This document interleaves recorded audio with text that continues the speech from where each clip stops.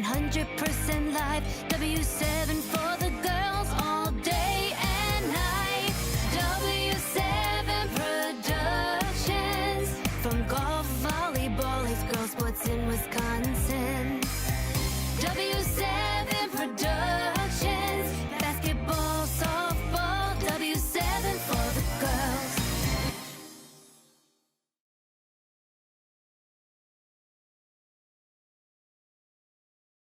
Two, one. W7 Live back and better than ever. We had some technical issues, but hopefully we got that worked out and back for the next segment of our live stream. In case you're just picking up where you left off, you haven't missed anything because our last segment ended with the W7 homeschool contest. So we're going to pick right back up where we left off and start talking about Fox Valley games. Coach, put your phone down. You ready to go? Well, I'm just trying to make sure everybody gets back on. Well, I thought you were playing Candy Crush. No, I'm doing the social media posts. Yeah, pass it over. It's my turn. What are we here for? Well, let's get into Fox Valley games. First of all, Appleton East. We talked about that team a little bit. Congratulations to Lily Hansford going to Oregon State and Emily LaChapelle going to Marquette, staying home. Love it. Looking forward to watching her play the next 4 years as a Golden Eagle. I almost said Warrior.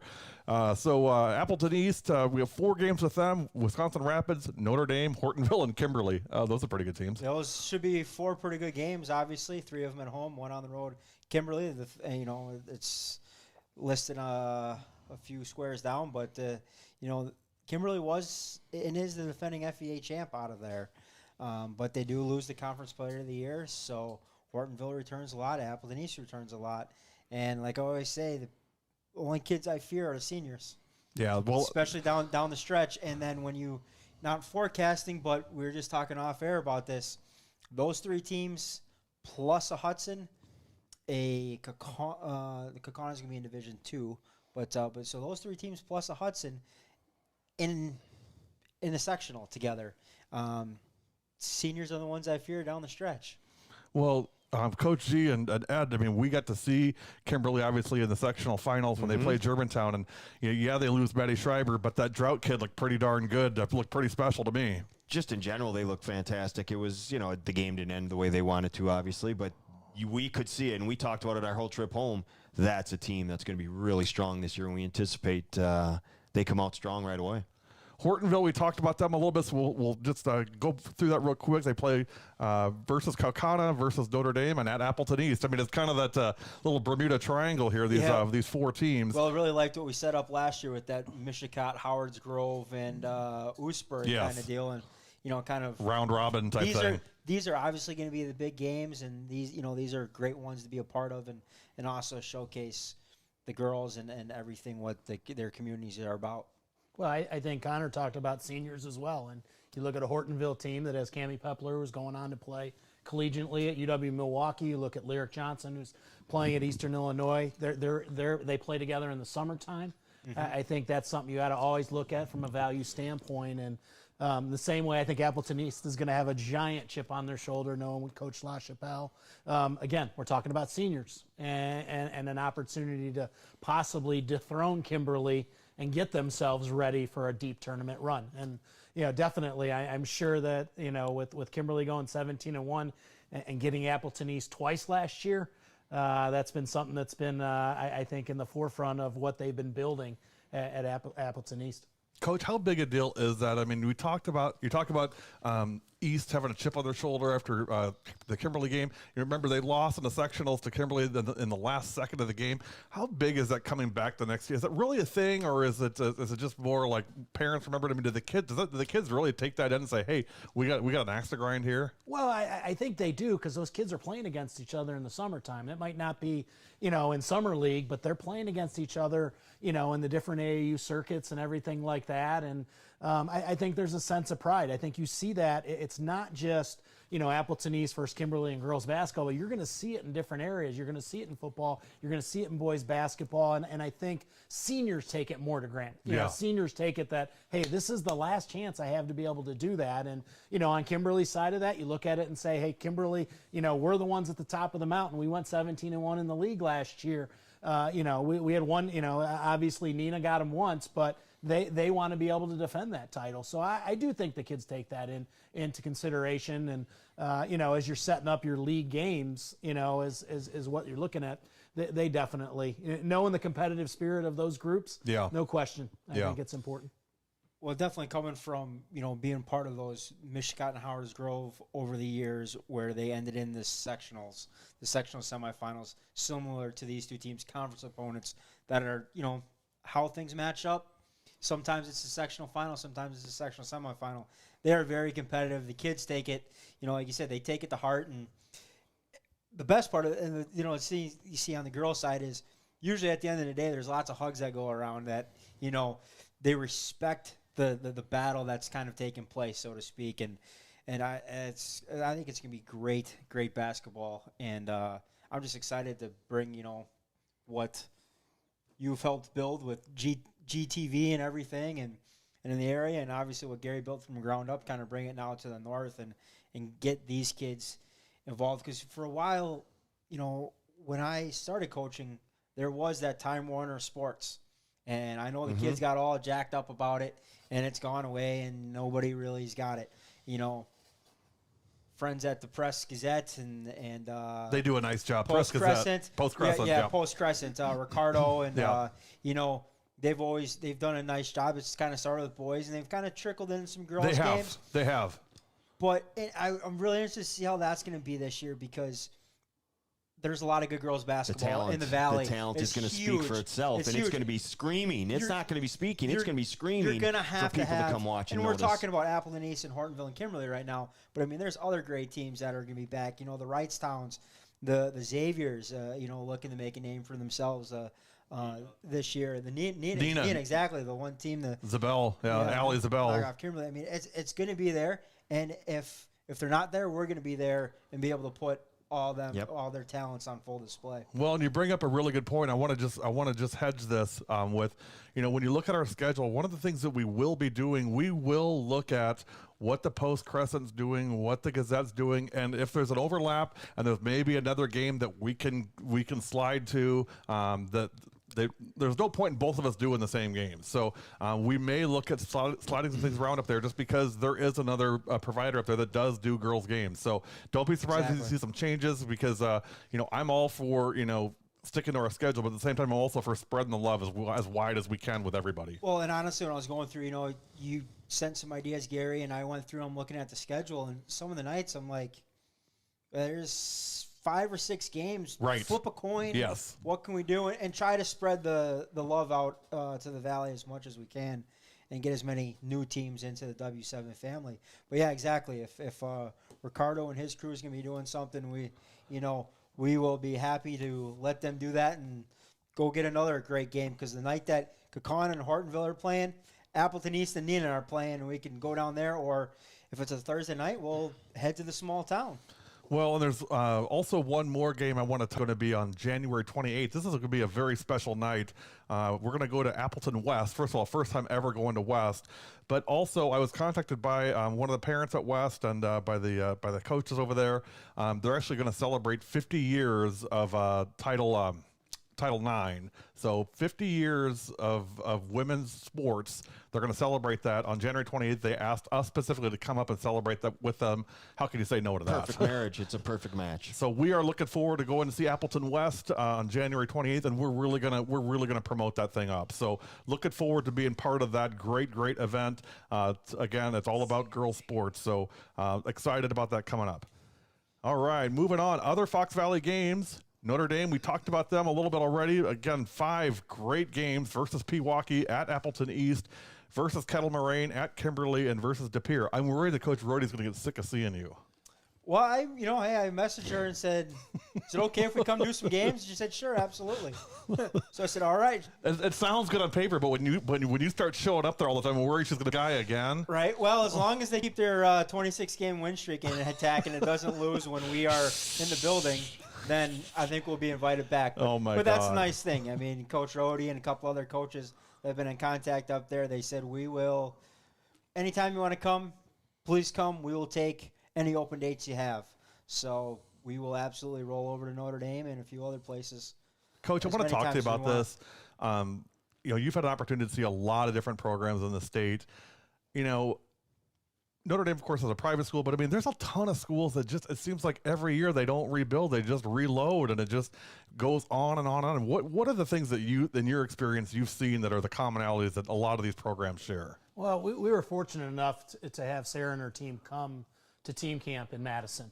And as we talked about all those things that are positive coming from that, and I think she does an amazing job of instilling a specific style of play. Along with the culture. And I think you see, last year, what a great year somebody like Samuel Pitchka had. But that's a player that has been in that system for 4 years. And, I think they do a tremendous job. Look at those non-conference games they're going to play to get themselves ready. I think challenging yourself in the non-conference isn't just about the level of team. It's about challenging yourself against different styles. You got to be able, you're going to get to this, you're going to get to the playoffs and you're going to have to play somebody that slows it down. You're going to have to play somebody that may play junk defense. You're going to have to play somebody that sits in a zone. Maybe packs it in and plays more of a pack line man-to-man. So I think that's something I know that personally was always really important. I think the coaches hopefully would echo that, is you've got to be able to play against different styles. You know what you're going to get in your conference for the most part, unless you have a new coach coming in, is that preparation. And I think it's somebody, it's so important. And as a male coach of women's basketball, it's so important that we have great female coaches in our game.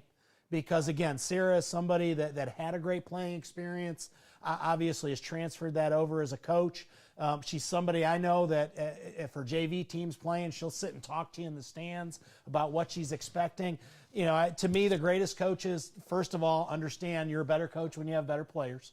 And secondly, they're always learners. And I think that's something that speaks to a T. Sarah spoke at a clinic we did last year in the spring during the pandemic and did it's just, again, a sensational person to be able to transfer that on to the young women of our game.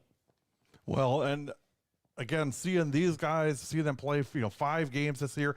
I mean, what a great opportunity for us. Also, we should talk about Oshkosh Lourdes. I know Coach Quinn is standing by, ready to see what we're going to do with the Lourdes team this year. Hey, Coach, good news. You came and helped us out this summer at the softball showcase. We're going to come see you in this year. December 13th versus Omro, December 16th versus Oakfield. That's their big rivalry game every year. And then February 12th versus St. Mary Springs Academy. So 3 games at Oshkosh this year, and I think I'm doing them all. Well, my question is, which one's BLT night? Because we missed that last year, and I'm going to slide that one into my schedule, Coach. Good plan. Good plan. So we are going to go up to Oshkosh Lourdes to see them this year, and then Randolph. Randolph gets 4 games on W7 this year, Coach. Hey, I tell you, there's just certain characteristics you see, like when they walked in last year to the Michigan gym for that sectional semifinal game or sectional final. I mean, they had all the characteristics, and I I'll have to fact check it. Go back on the broadcast. Take your money to Vegas, Ron. But here we go. I've got it. I said back then, this is a team that next year they've got all the pieces to go to state. I don't want to say the path is cleared for them, but the dominant Blackhawk team is out of the way that they've always run into, and I think now this is their time at the top, and they have, they've really wanted. Coach talked about it. They got a couple great sisters in the Buwaldas, Jory, and I believe I wrote the other one's name down. The Buwalda sisters, I had them down. But anyway, get back to that. But I remember Jory, and they both start with J. But it's going to be a great year for them. And I think, we said we were excited to come out there. And obviously when you open the season with Marshall, perennial power in the state, not that it's all about the big-time games and stuff like that, but it's a great way to kick your season off. Tells you a lot. Exactly. As a team, where you need to get. It seems to be a theme that we've talked about, whether it was with GTV we were talking about, or talking about Pewaukee, or now you're talking. It doesn't matter. You're coming out. I think it basically speaks to the quality of play throughout the state. Mm-hmm. I don't think there's any question about that. That the quality of girls basketball is just every year seems to go up and up and up, and everybody watches the state final games, but we get to see so much more throughout the state and so many great teams that don't get to state. You know, there are teams with 1-2 losses throughout the season. They don't get there. They're still really good teams. And I think because of competition like this and the schedules that these teams make, I mean, we get to see it, but I think throughout the state they get to see it as well. And you get to touch on so many different types of players, styles from coaches, but just the sheer talent that we get to see and that teams see each other outside of their conference. I think it's by design, and I think it's something that, you know, we keep going back to. It's tough non-conference schedule, tough non-conference schedule. They know what they're trying to do. These are teams that want to go far. It's not just trying to get wins to pad stats. They want to go deep.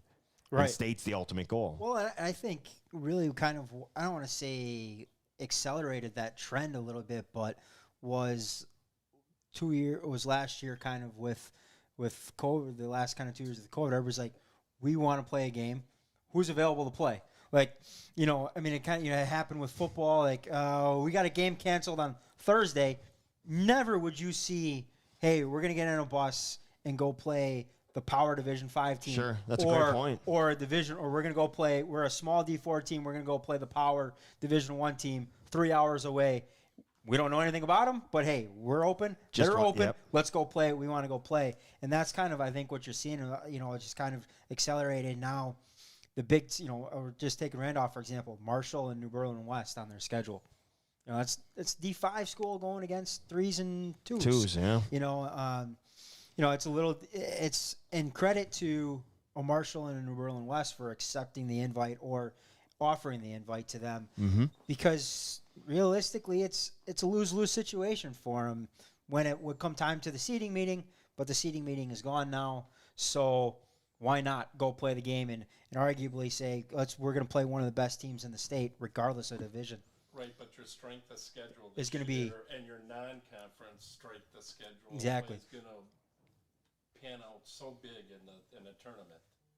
So it's good that schools are going to play against teams that are good.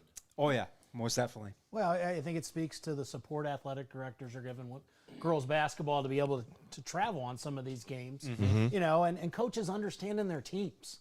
You know, I think how you schedule, you can't follow what a certain team's doing. You know your team the best. You know what your conference is. If your conference maybe is down for that year, you have to make sure that you're going to schedule up. If your conference is going to, you know, you're going to beat each other up like Fox Valley does a lot of times, you still want to be playing your best basketball when it comes to February, and you make that run at the beginning of March to try to get to the Resch Center. So I think scheduling is such a unique, you can't follow any specific path, but more times than not, the better teams you play, as long as you can keep that confidence with your team, it's going to pay off in the long run.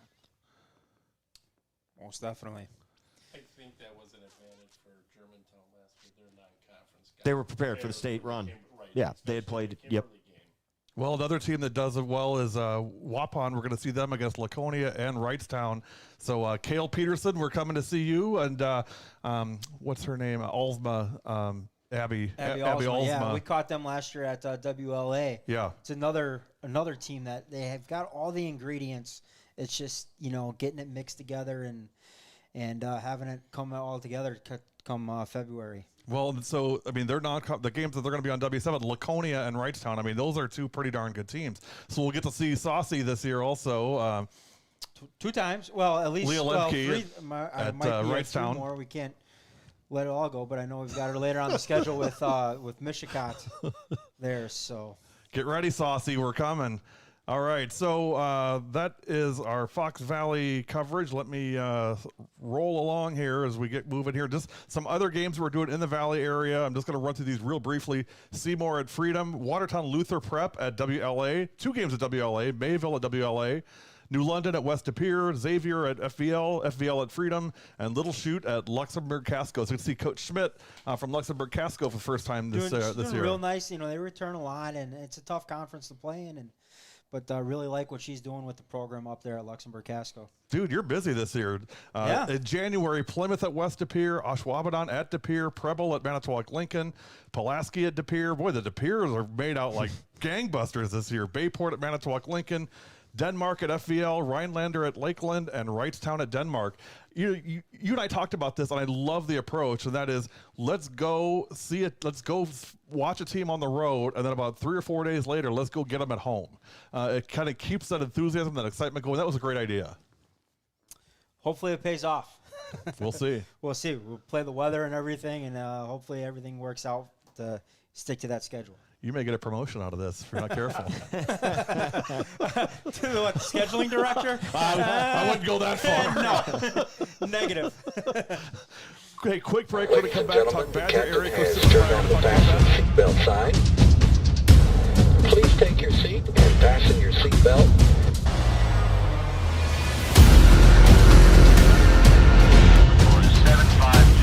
Turning downwind at 2 miles. Continue upwind and see if you can pick up fast down.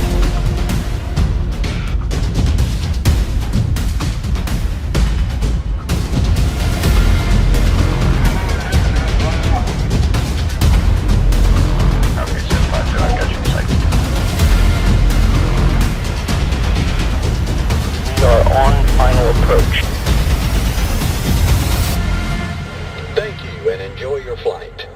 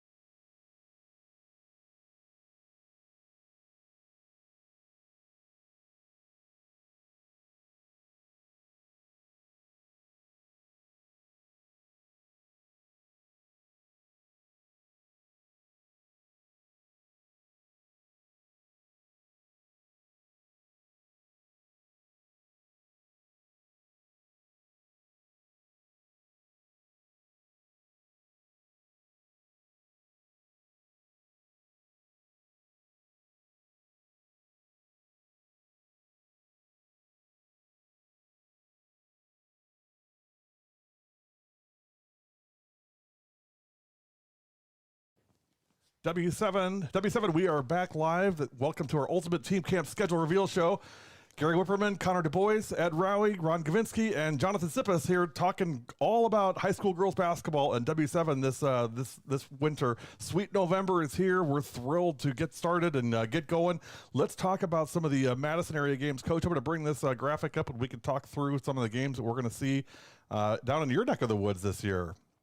Yeah, it'd be really interesting. In Dane County, for example, you had some teams that didn't have a season last year. In the Madison City schools, did not have boys or girls basketball.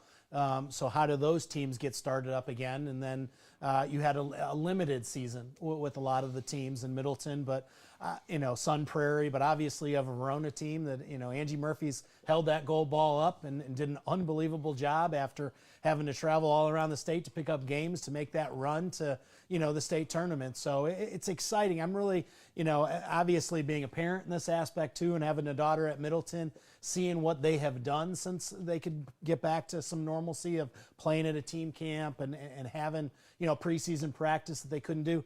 Last year I know in Dane County teams couldn't even practice 5-on-5. And then they'd play against a team that had already played 12 or 13 games. So I'm excited to look at that as a whole and just have those, have the student athletes be able to get that experience again. And I know the coaches in the area are really excited to be able to give everything back to them for this season. So let's look at our schedule here. We talked about Reedsburg, Watertown already. Whitewater, Fort Atkinson. That's a nice little Badger non-conference game for Fort Atkinson. I really like them. They've got a couple young players. Actually, they're probably both seniors now that I think about it.